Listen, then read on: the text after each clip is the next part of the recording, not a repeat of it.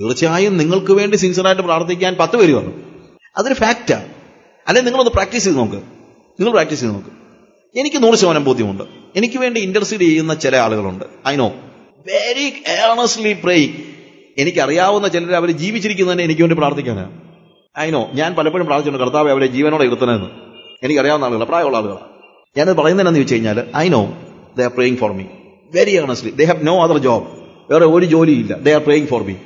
അപ്പോൾ അങ്ങനെ പ്രാർത്ഥിക്കുന്നവരുള്ളതാണ് നമ്മൾ നിലനിൽക്കാനുള്ള പ്രധാനപ്പെട്ട കാരണം, ഇല്ലേ? So they are not praying for themselves. They are praying for us. Maybe for some other person. When you start praying for somebody else, then certainly God will find somebody, God will appoint somebody, God will anoint somebody to pray for you. പക്ഷെ അത് നമ്മൾ practice ചെയ്യണം. Ernest ആയിട്ട് മറ്റുള്ളവർക്ക് വേണ്ടി പ്രാർത്ഥിക്കുവാനുള്ള ഒരു വലിയ ഒരു ബോധ്യം നമുക്കുണ്ടായിരിക്കണം. ഇവിടെ ഞാൻ പറഞ്ഞല്ലോ, സ്വാർത്ഥരഹിതമായ പ്രാർത്ഥനയാണ് ആവശ്യമായിരിക്കുന്നത്. സ്വാർത്ഥരഹിതമായിട്ട്. അല്ലാതെ ഞാൻ പ്രാർത്ഥിച്ചാൽ എനിക്ക് മറ്റൊരാൾക്ക് വേണ്ടി പ്രാർത്ഥിച്ചാൽ എനിക്ക് എന്തെങ്കിലും കിട്ടുമെന്നുള്ളത് കൊണ്ടല്ല. ഇനിയുള്ള എല്ലാ കാര്യങ്ങളിലും, like praying for others, praying four saints, praying four labourers, praying for the nation, these are all ഇവിടെ ഇനി ഈ പറയുന്ന കാര്യങ്ങളൊന്നും എങ്ങനെയുള്ളതല്ല, സ്വാർത്ഥമായ പ്രാർത്ഥന അല്ല. ഇവിടെ എല്ലാം നമ്മൾ ഇന്റർസീഡ് ചെയ്യുകയാണ്. When you pray for yourself, that is prayer. When you pray for somebody else, you are interceding. നമുക്ക് വേണ്ടി പ്രാർത്ഥിക്കുമ്പോൾ അത് പ്രാർത്ഥനയാണ്. മറ്റൊരാൾക്ക് വേണ്ടി പ്രാർത്ഥിക്കുമ്പോൾ മധ്യസ്ഥ പ്രാർത്ഥനയാണ്. സോ നമ്മൾ ഇന്റർസെഷൻ എന്ന് പറയുന്നത് വേദപുസ്തകത്തിന്റെ ഒരു പ്രധാനപ്പെട്ട സത്യമാണ്. God wants us to be intercessors. മധ്യസ്ഥത അണയ്ക്കുന്നവരെ കർത്താവ് നോക്കിക്കൊണ്ടിരിക്കുന്നു എന്നുള്ളതാണ്. We need to pray for people. മറ്റുള്ളവർക്ക് വേണ്ടി കണ്ടിന്യൂസ് ആയിട്ട് പ്രാർത്ഥിക്കാനായിട്ട് നമ്മളെ തന്നെ ഫലമേൽപ്പിക്കുന്ന, അല്ലെങ്കിൽ അതിനുവേണ്ടി നമ്മളെ നിലനിർത്തുന്ന, നമ്മൾ ഇന്റർസീഡ് ചെയ്യുന്ന ഒരു വലിയ ഒരു ദൗത്യമാണ്. അതൊരു വർക്കാണ്. അതൊരു വർക്കാണ്. വർക്ക് ഞാൻ പറഞ്ഞത് എന്നാന്ന് ചോദിച്ചു കഴിഞ്ഞാൽ, ഡോണ്ട് തിങ്ക് ദാറ്റ് അത് പറ്റുമ്പം പ്രാർത്ഥിക്കാമെന്ന് പറയുന്നതല്ല. ഇന്റർസെഷൻ എന്ന് പറയുന്നത് നമ്മളുടെ ഒരു മിനിസ്ട്രിയാണ്. That is a ministry. അതൊരു ശുശ്രൂഷയാണ്. അതൊരു അസാമാന്യമായ ശക്തിയുള്ള ശുശ്രൂഷയാണ്. ഒരുപക്ഷെ ഏത് പ്രവർത്തനത്തെക്കാളും ശക്തിയുള്ളതായ ശുശ്രൂഷയാണ് എന്ത്?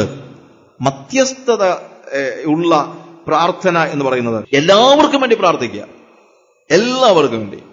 അല്ലെങ്കിൽ പിന്നെ എങ്ങനെ നമ്മൾ പ്രേ വിതൗട്ട് സീസിങ് എന്നൊക്കെ പറയുന്നത്? നിങ്ങൾക്ക് വേണ്ടി തന്നെ പ്രാർത്ഥിക്കുകയാണ്. എത്ര മിനിറ്റ് പ്രാർത്ഥിക്കും നിങ്ങൾ? You cannot pray for a long time, isn't it? അല്ലേ? ഈ പ്രാർത്ഥനയിൽ നമ്മൾ പ്രാക്ടീസ് ചെയ്യാൻ പറ്റുന്ന ഒത്തിരി കാര്യമുണ്ട്. Pray over people whom you meet. നിങ്ങൾ കാണുന്ന എല്ലാവർക്കും വേണ്ടി പ്രാർത്ഥിക്കുക. നിങ്ങൾ കാണുന്ന സ്ഥലത്തിന് വേണ്ടി പ്രാർത്ഥിക്കുക. ഞാൻ ചില സമയത്തൊക്കെ ട്രാവൽ ചെയ്യുമ്പോഴത്തേക്ക് I just pray over the land. നമുക്കറിയത്തില്ല അവിടെ എന്തോ ഉള്ളതെന്നോ എന്താ കാര്യം എന്നോ അറിയത്തില്ല. But when you pray for, ഞാൻ ഇപ്പോഴും ഓർക്കുന്നുണ്ട് അതിന്റെ എഫക്റ്റ് ആണെന്നൊന്നും ഞാൻ പറയുന്നില്ല. But something happen. ഞാൻ മധ്യപ്രദേശിൽ ദമോയിൽ നിന്ന് ബീനായിലേക്ക് വരുമ്പോൾ സ്ഥിരമായിട്ട് ഒരു പട്ടണം എന്ന് പറയാനല്ല, ഒരു ഗ്രാമം കാണാറുണ്ടായിരുന്നു. I use to pray for that land. അവിടെ ഒരു ക്രിസ്ത്യൻ ഉള്ളതായിട്ട് എനിക്ക് അറിയത്തില്ല. ഇപ്പോഴല്ല, 15 വർഷം മുമ്പത്തെ കാര്യമാണ്, കണ്ടിന്യൂസ് ആയിട്ട്. അപ്പൊ ഞാൻ എപ്പോഴും ആലോചിക്കും, കർത്താവ് ഇവിടെ ഒരു സുവിശേഷകനെങ്കിലും എപ്പോഴെങ്കിലും ചെന്നിട്ടുണ്ടോ? കർത്താവ് ആരെങ്കിലും നീ അയക്കണം എന്നൊക്കെ ഞാനിങ്ങനെ പറയുമായിരുന്നു. ഇങ്ങനെ പറയും, ചുമ്മാ പറയാം, അല്ലാതെ എനിക്കൊന്നും അറിയത്തില്ല. പക്ഷെ ആ സ്ഥലം എനിക്കറിയാം. ആ സ്ഥലം അറിയാം. കുന്നുകളുടെ ഇടയ്ക്കാണ്. പക്ഷേ ഇന്ന് നമ്മളുടെ ഒരു ചർച്ച് അവിടെ ഉണ്ട്. ഞാൻ ഒരിക്കലും ചിന്തിച്ചില്ല നമ്മുടെ ഒരു മിഷനറി അവിടെ പോയി നമ്മുടെ മിഷൻ തുടങ്ങണമെന്നൊന്നും പ്രാർത്ഥിച്ചിട്ടൊന്നുമില്ല. കർത്താവേ ജീസസ് മിഷൻ അവിടെ ഒരു പ്രവർത്തനം ഉണ്ടാക്കണമെന്നൊന്നും ഞാൻ പ്രാർത്ഥിച്ചിട്ടൊന്നുമില്ല. എനിക്ക് അവിടെ നമ്മളൊരു പ്രവർത്തനം തുടങ്ങത്തക്ക രീതിയിലുള്ള വിശാലതയിലൊക്കെ നമ്മൾ വരുമെന്നും ഞാൻ ചിന്തിച്ചിട്ടില്ല. ഞാൻ പ്രാർത്ഥിച്ചതുള്ളൂ, കർത്താവേ ഒരു സുവിശേഷകനെങ്കിലും അവിടെ പോയി കാണുമോ? എനിക്കറിയത്തില്ല. ഇല്ലെങ്കിൽ കർത്താവേ നീ ഒരു സുവിശേഷകനെ അവിടെ അയക്കണേ. സഭ സ്ഥാപിക്കണമെന്ന് പോലും പറഞ്ഞില്ല. ഞാൻ പറഞ്ഞത് ഒരു സുവിശേഷകനെ അയക്കണേ. പക്ഷെ സുവിശേഷകര് പോയെന്ന് തന്നെയല്ല, ഇന്നിപ്പോൾ കർത്താവിനെ ആത്മാവിലും സത്യത്തിലും ആരാധിക്കുന്ന ഒരു വർഷിപ്പ് കമ്മ്യൂണിറ്റി ആ വില്ലേജിലുണ്ട്.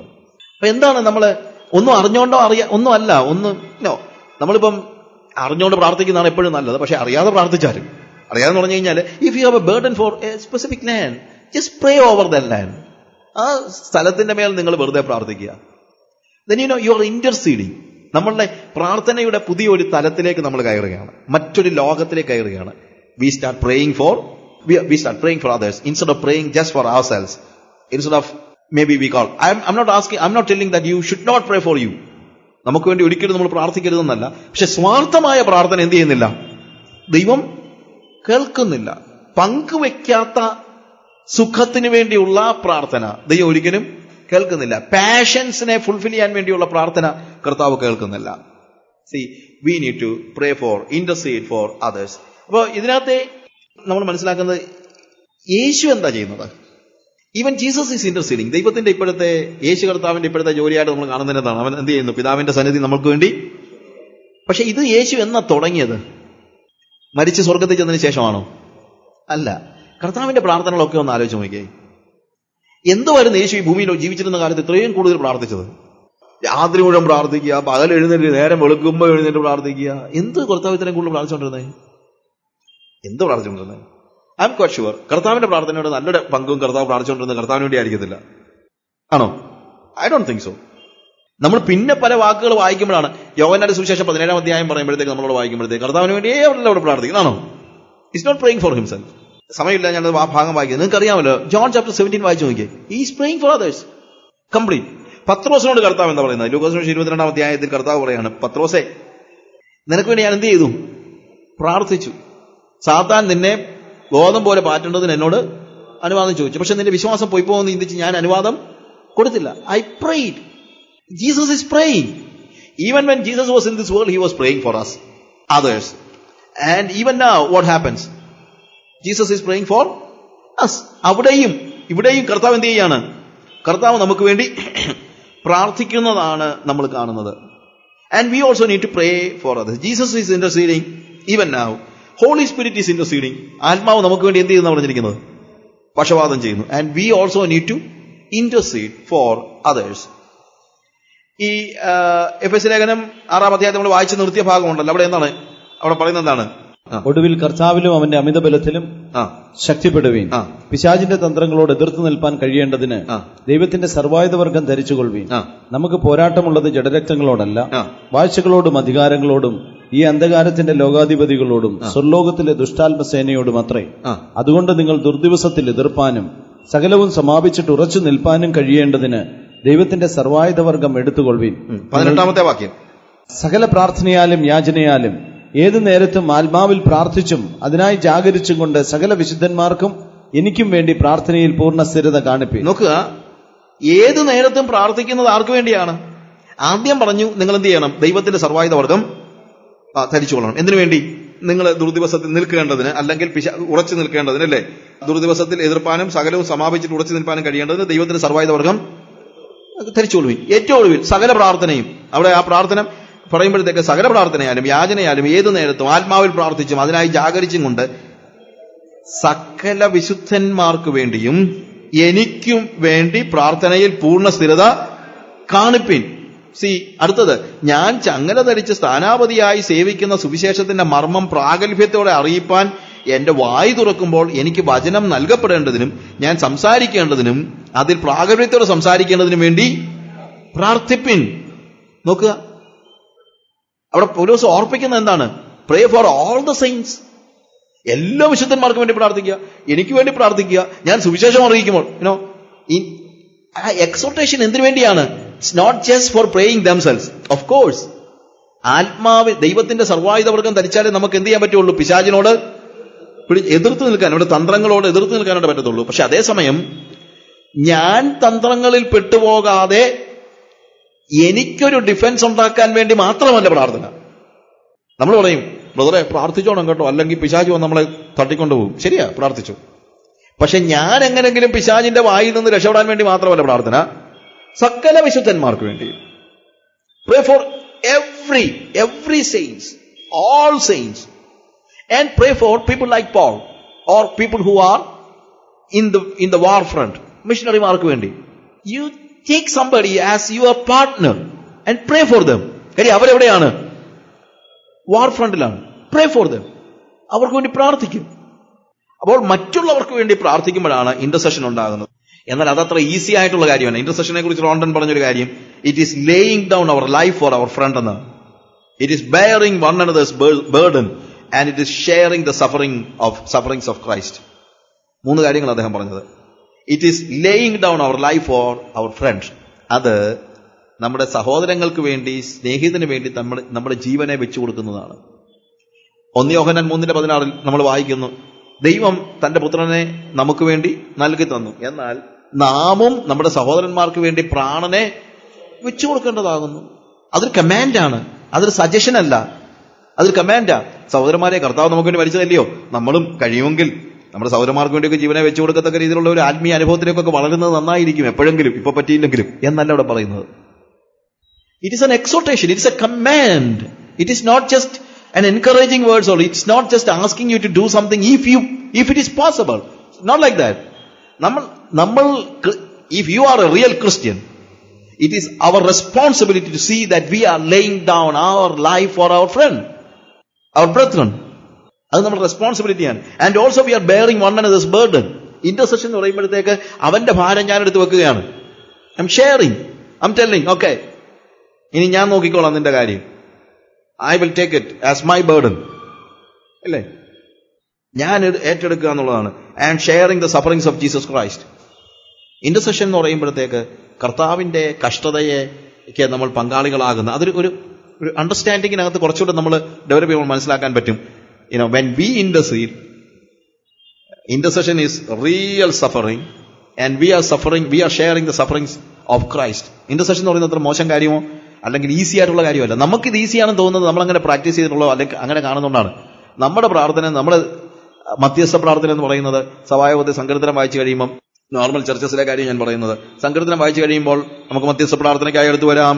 ഇന്ത്യയെ ഓർത്ത് പ്രാർത്ഥിക്കാം, മുസ്ലിം രാജ്യങ്ങളെ ഓർത്ത് പ്രാർത്ഥിക്കാം, വടക്കേ ഇന്ത്യയിൽ സുവിശേഷം വരുന്ന കർത്താവിന്റെ ദാസന്മാർക്ക് വേണ്ടി പ്രാർത്ഥിക്കാം, ബർമ്മയ്ക്ക് വേണ്ടി പ്രാർത്ഥിക്കാം, ചൈനയ്ക്ക് വേണ്ടി പ്രാർത്ഥിക്കാം, ആഫ്രിക്കയ്ക്ക് വേണ്ടി പ്രാർത്ഥിക്കാം. ഈ വിഷയങ്ങളെല്ലാം ഓർത്ത് കുഞ്ഞച്ചായൻ ഇപ്പോൾ പ്രാർത്ഥിക്കുന്നതായിരിക്കും. കുഞ്ഞച്ചായ എന്നുള്ള പേര് കേൾക്കുമ്പോൾ അച്ചായനും പെട്ടെന്ന് ഓർക്കുന്നത് എന്നെയാണ്, എന്തിനാ പ്രാർത്ഥിക്കാൻ പറഞ്ഞതെന്ന് അറിയത്തില്ല.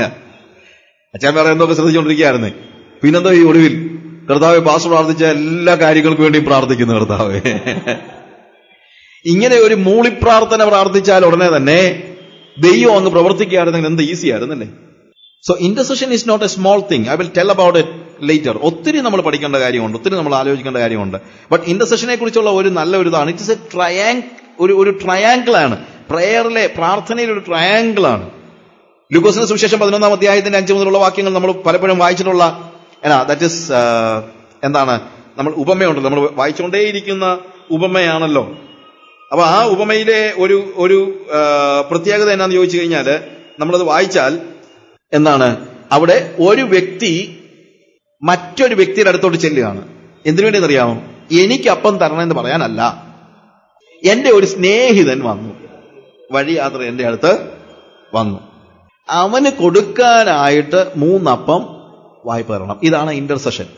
മധ്യസ്ഥത എന്ന് പറഞ്ഞാൽ ഇതാണ്. സിമ്പിളായിട്ട് പറഞ്ഞാൽ ഇത്രയുമാണ്. ഈ സിമ്പിളായിട്ട് പറയാത്തതുകൊണ്ടാണ് നമുക്കിത് പലപ്പോഴും എന്താണ് ഇതിനകത്ത് വേറെ വലിയ അർത്ഥങ്ങളും മറ്റുള്ള കാര്യങ്ങളൊക്കെ. So simple. എത്ര സിമ്പിളാ. എന്റെ ഒരു സ്നേഹിതൻ എന്റെ അടുത്ത് വന്നു, അവന് വിശക്കുന്നു. എനിക്ക് വിശക്കുന്നില്ല. ആർക്ക് വിശക്കുന്നു? എന്റെ സ്നേഹിതന് വിശക്കുന്നു. അവന് കൊടുക്കാൻ 3 അപ്പം വായ്പ തരണം. This is simple intercession. വളരെ സിമ്പിളാണ്. എനിക്ക് വിശക്കുന്നു, എനിക്ക് അപ്പം തരണം എന്ന് പറയുന്നത് maybe it is a prayer, but that is not an intercession. പക്ഷെ എന്റെ സ്നേഹിതന് വിശക്കുന്നു, അവന് ഭക്ഷണം വേണമെന്ന് പറയുന്നതാണ് ശരിക്കും മധ്യസ്ഥത എന്ന് നമ്മൾ മനസ്സിലാക്കേണ്ടത്. എന്നാല് നമ്മളുടെ ഒരു പ്രോബ്ലം എന്നാന്ന് ചോദിച്ചു കഴിഞ്ഞാല് പെർസിസ്റ്റന്റ്. നമ്മൾ ഇതിനകത്ത് വാസ്തവത്തിൽ എന്താ ശരിക്കും ഇവൻ എന്ത് ചെയ്യുന്നില്ല, ഈ അപ്പം കിട്ടാതെ അവൻ അവിടുന്ന് പോകുന്നില്ല.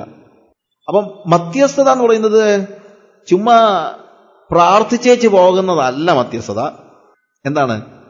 പ്രാർത്ഥിക്കുന്ന കാര്യങ്ങൾ അവന് ലഭിക്കുന്നത് വരെ തുടർമാനമായി, എനിക്ക് വേണ്ടിയല്ല, എന്റെ സ്നേഹിതനുണ്ട്, അവന് കിട്ടുന്നത് വരെ. കാര്യം അവന് കിട്ടിയില്ലെങ്കിൽ പലപ്പോൾ ഒരുപക്ഷെ അവൻ പോയി എന്താ ചെയ്യുന്ന അറിയത്തില്ല. അപ്പൊ എന്റെ വീട്ടിൽ വന്ന അവന് ഞാൻ കഴിക്കാൻ അപ്പം കൊടുത്തില്ലെങ്കിൽ അവൻ നാളെ രാവിലെ എഴുന്നേറ്റ് പിന്നെയും വിശന്ന് തന്നെ പോവുകയാണെങ്കിൽ സംഭവിക്കുന്നത് ഗാർബേജിൽ നിന്ന് എന്തെങ്കിലും കിട്ടിയാലും ഇവന് എന്ത് ചെയ്യും? എടുത്ത് തിന്നും. നമ്മളുടെ സഭകളിലൊക്കെ പലപ്പോഴും പറ്റുന്ന പ്രശ്നം, നമ്മളുടെ സഭകളിലേക്ക് വിശപ്പോടെ വരുന്നവരെ വിശന്നവരായി മടക്കി വിടുമ്പോൾ ഇറങ്ങി ചെല്ലുമ്പോൾ ഗാർബേജിൽ പിശാചി കൊണ്ട് ഗാർബേജ് ഇട്ടിരിക്കുകയാണ്. And what happens? അവനത് തിന്നും. അതുകൊണ്ട് വിശന്നവരായിട്ട് എന്റെ അടുത്ത് വരുന്നവൻ അപ്പം കിട്ടുന്നത് വരെ പ്രാർത്ഥിച്ച് അവൻ അപ്പം കൊടുക്കുക എന്ന് പറയുന്നത് ആരുടെ ചുമതലയാണ്? എന്റെ ചുമതലയാണ്, സഭയുടെയും ചുമതലയാണ്.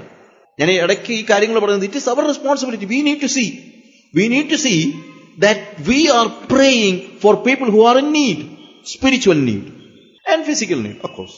നമ്മളല്ല, ഗുസ്താവോ ഗുട്രസ് പറഞ്ഞൊരു വാചകം ഞാൻ നേരത്തെ പറഞ്ഞതാണ്. My bread is my physical need and bread for my brother is my spiritual need. എന്റെ അപ്പം എന്റെ ഫിസിക്കൽ നീഡാണ്. നമ്മൾ പറയുന്നത് എന്റെ അപ്പം എന്റെ ഫിസിക്കൽ നീഡ്, അവന്റെ അപ്പം അവന്റെ ഫിസിക്കൽ നീഡ് എന്നല്ല. എന്റെ അപ്പം എന്റെ ഫിസിക്കൽ നീഡാണ്, പക്ഷെ എന്റെ സഹോദരന്റെ അപ്പം എന്റെ സ്പിരിച്വൽ നീഡാണ്. അവിടെയാണ് എനിക്ക് ഇന്റർസീഡ് ചെയ്യാൻ പറ്റുന്നത്. അല്ലെങ്കിൽ ഞാൻ എങ്ങനെ ഇന്റർസീഡ് ചെയ്യുന്നത്? ആ ബോധ്യം, that is my spiritual need. എന്റെ അടുത്ത് വരുന്ന വ്യക്തിയുടെ ആവശ്യങ്ങൾ നിർവഹിക്കപ്പെടുക എന്നുള്ളത് എന്റെ ആത്മീക ആവശ്യമാണ്. Only when I see it as my spiritual need, I start praying, crying, interceding, standing before the Lord. കർത്താവിന്റെ സന്നിധിയിൽ ഞാൻ ചെന്ന് നിൽക്കുന്ന വേറൊരു കാര്യം എന്ന് പറയുന്നത്, ഇത് എന്താണ്? Intercession is something like, it is not just a petition, it is a position. നമ്മൾ ഇന്റർസെഷൻ എന്ന് പറയുന്നത് ഒരു പെറ്റീഷൻ എന്നുള്ള നിലയിലാണ് കാണുന്നത്. No, it is a position. You are gaining a position. That is your reward. What is that position? You are standing between that person and God. ദൈവത്തിനും ആ വ്യക്തിക്കും മധ്യത്തിലേക്ക് കയറി നിന്ന് ആ ഒരു പൊസിഷനിലേക്ക് കയറി നിൽക്കാൻ ദൈവം എന്ത് ചെയ്യുന്നു? എന്നെ പ്രാപ്തനാക്കുന്നു. അതാണ് വാസ്തവത്തിൽ ഇന്റർസെഷന്റെ ഏറ്റവും വലിയ പ്രത്യേകത.